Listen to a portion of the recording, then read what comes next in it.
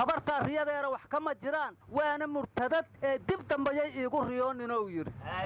wiilkiyaa mugaas asna waxa uu yiri adiguna amiir dib dambaha iigu riyoonin war amiirka ilmahan jinnada ugu riyoonayo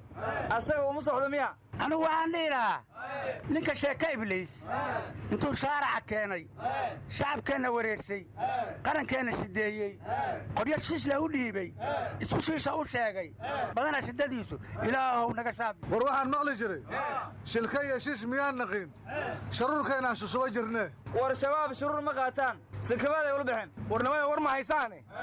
maanta 21 musharaxa oo u tartamaysa madaxweynenimada Puntland baa baarlamaanka la hadashay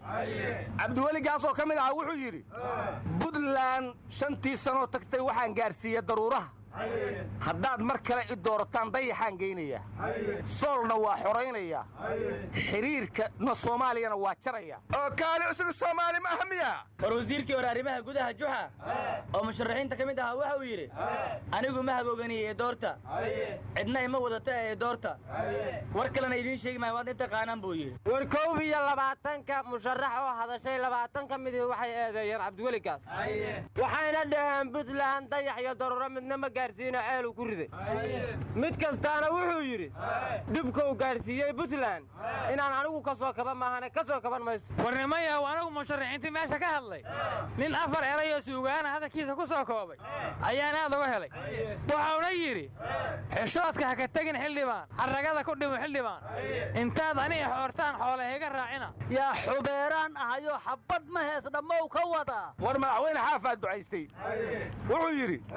ilaahu cabdiweli gaas annagoon u baahnayn adaa noo keeno nugu karbaashay ilaahu maantaan u baahannahay noo soo celi buu war doorashada Puntland talaada lagu beegay cabdiweli gaasna waxa uu yiri doorashadaanu arbaca dhici mayso waa mid xor ah arbaca haday dhici lahayd arbaca ku guulaysan lahayd muu ka wada warnimada wadageysta kala ma waligiisoo jiray afar nin oo kala maan aha kulantay mid waxa uu yiri ilaahu roobna si midna waxa uu yiri ilaahu roob ha keenin bukari inta dabal qaaday qoyayse midna waxa uu yiri ilaahu roob ha keenin sababtoo ah sagaray dhigneen tadawri roob imaanay dhixme allow runtiisa kaastaan marqaati ka ahay warni hadalkayga dhaxgelay mid kalena waxa uu yiri aniga awray ka dhuntay hadduu roob imaana raadkeedii waa baabaa ee ilaahu roob ha keenin aryaadaha shala madaxweyne waara isbitaalkaysaneeyo booqda garoonka Ciisaleeya dekada ceel macaanna waa tagay muga waxaan la yaabanahay kaysanay mashabeelada dhaxay naqata masaxa maray ka tirsanaad horta arniyow shabeelada dhaha kaaraan ka bilaawadaas war wadadii u dhaxaysa xamar iyo jawhar haduu mari waayay oo shabaab xirtay inuu kaysanay booqda xaquuqura warnimiyo ani warsiin haaya koonfur galbeed hadii madaxweynaha Muqdisho dhaha fadhi jiray kafee ku waraabay saaslay ka maamulay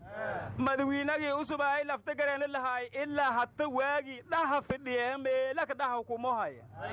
qoladun lilay garamada midowna ma ereena iidan jay beesa masiyana kiyan dawladda arba'ayna ilaa hatta wili ma ele masaarna hujoodiyeeda hayti may hayti warbeenta iska daa madaxweynaha gobolka Banaadir Injineer Iriso farxiye kabayar iyo Xasan Gantaal ayaa daynil ku calay masaaray ma shaw ila saaldeel dabtaan ku saare yalla riirad eleemadeedii ma war gudoomiyaha degmada Cabdicasiis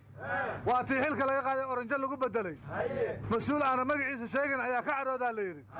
xilkiina waa lagu soo celiyay gudoomiyaha degmada Howlwadaagne isna markii xilka laga qaaday mas'uul kale carooday isna waa lagu soo celiyay marka gudoomiyaha aan lahayn mas'uul u caroodo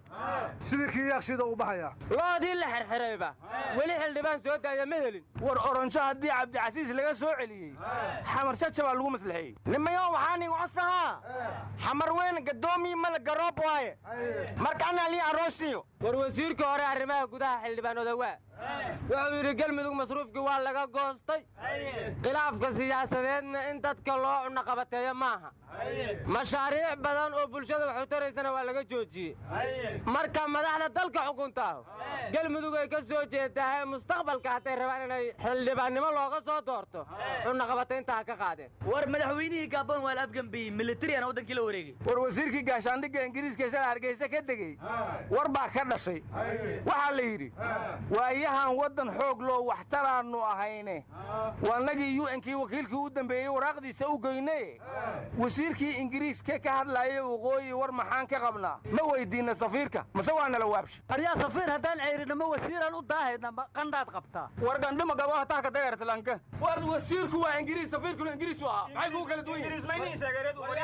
waryaada dalkiinna u shaqaysta waa la dilaa waana la ceeba waa la dilaa waryaad ilaahay ka cabsan jooji